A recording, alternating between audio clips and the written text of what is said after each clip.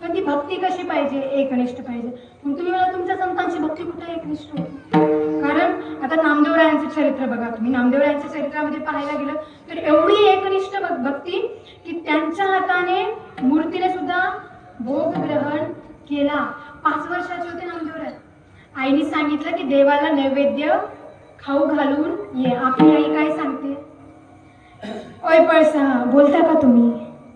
आपली आई काय सांगते? देवाला नैवेद्य दाखवून ये. खाऊ घालून ये का? नाही. आता आईने सांगितलं देवाला नैवेद्य खाऊ घालून ये. नामदेवराय गेले. देवाला नैवेद्य खाऊ घालायचं आहे. आता दगडाची मूर्ती खाते का? खात नाही. गेले नामदेवराय. भोग लावायचा प्रयत्न करतात, मूर्ती भोग ग्रहण करत नाही. विचार करतात की माझे वडील येतात, ते भोग लावतात, तेव्हा मूर्ती भोग ग्रहण करते. मी लावतोय तर ग्रहण करत नाही. तेव्हा देवाला धमकी द्यायला चालू केली बघा नामदेवरायांनी. अधिकार बघा संतांचा किती मोठा आहे की देवाला धमकी देताय की देवा तू जर भोग ग्रहण केला नाही तर इथेच तुझ्या चरणावरती मस्तक आपटवेल आणि जीव देईल.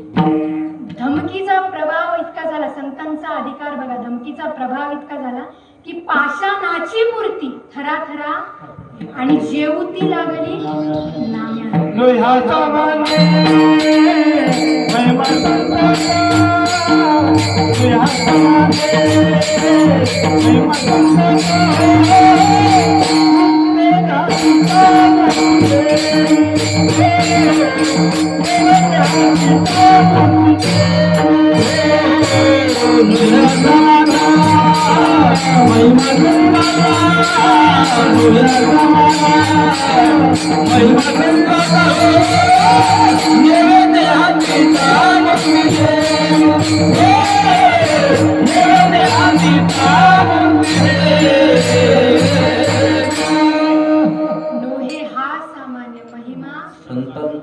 का बरं? कारण नैवेद्य हातीचा संतांच्या हातून मूर्तीने भोग ग्रहण केला. आपल्या हातून कुत्रेही खात नाही.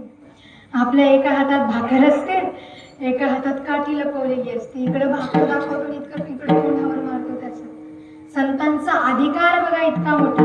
आणि ते नामदेवराय, आता नामदेवराय म्हणजे एवढे घनिष्ठ भक्ती ईश्वराची, पांडुरंग परमात्म्याची की दोघांना एकमेकाशिवाय करमवत नाही.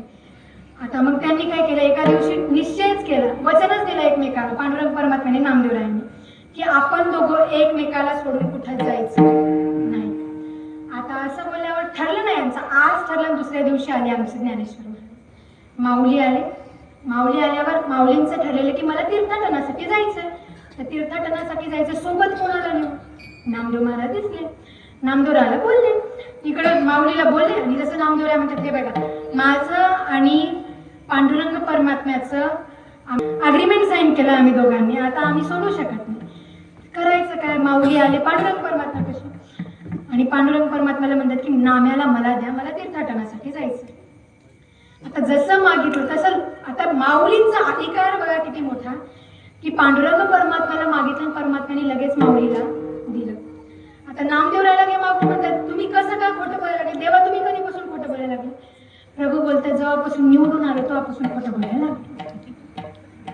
हे चाललं. तेव्हा पांडुरंग परमात्मा म्हणतात, हे बघ मी दिला हे खरं आहे. देणाऱ्याच्या, आता देणारा मोठा असतो पण देणाऱ्यापेक्षा मागणारा कोण आहे ते पण जास्त महत्वाचं. वस्तू तुमची जरी असली पण अधिकारी जर त्यापेक्षा मोठा आहे की त्याला सगळं जीवनही समर्पित करावं असा जर अधिकारी आहे तर आपण त्याला ते देऊ शकतो. आता तीर्थाटनासाठी जाणार, पण इकडे काय बोलतात नामदेवराय म्हणतात, हे बघ देवा मी तीर्थाटनासाठी जातोय, पण जर तिथे मी गेल्यावर तिथे मी जाणार, सगळे देवांना बघणार, मी दर्शन घेणार का? नाही. तिथे जर मला देव दिसला, कसा देव दिसला? ज्याचे कटेवर हात असले, विठेवर शरण असले, अशा देव जर दिसला तरच मी त्याच्या पाया पडेल. नाही तर कटेवरी कर नाही जा आणि काय तर न घे मी दर्शन तयाचे, मी त्याचं दर्शनच घेणार नाही. एकनिष्ठता बघा. आता संतांना विचारलं एका जणांनी की तुमची एवढी एकनिष्ठता आहे का देवाप्रती? संतांनी सांगितलं, जशी पतिव्रता स्त्रीची तिच्या नवऱ्याप्रती एकनिष्ठता असते का नाही, तशी आमची एकनिष्ठता आमच्या देवाप्रती आहे. मग असं बोलल्यावर एकनिष्ठता एवढी आहे का? मग तुम्ही तर आई बाबांनीला आवाहन केलं, तुमची एकनिष्ठता कुणाप्रती आहे? पांडुरंगाप्रती आहे. तुम्ही आई बाबांनीला कसं काय आवाहन करू शकता? तर पतिव्रता कुणाला म्हणतात? पतिव्रता कोणाला म्हणतात? जिचा नवरा तिचे पाय रोज दाबतो. बरोबर. लेट होत आहे कारण. बरं आता मला जाऊ द्या, डायरेक्ट आधी अभंगाकडे वळूया.